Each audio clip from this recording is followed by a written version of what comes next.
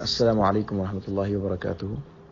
جیسا کہ آپ حضرات واقف ہیں، خطیب الاسلام حضرت مولانا محمد سالم قاسمی صاحب صدر محترم دارالعلوم دیوبند وقف کی صحت مسلسل ناساز ہے۔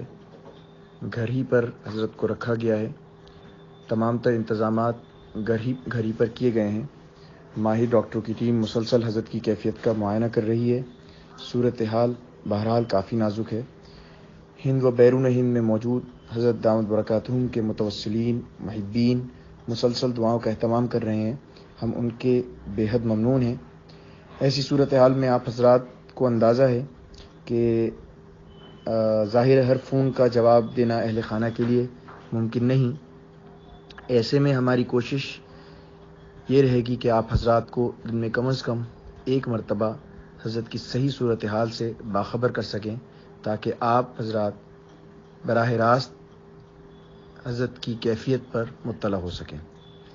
اس وقت کی صورتحال یہ ہے کہ آکسیجن لینے میں پریشانی ہے، باہر سے ان کو آکسیجن دیا جا رہا ہے۔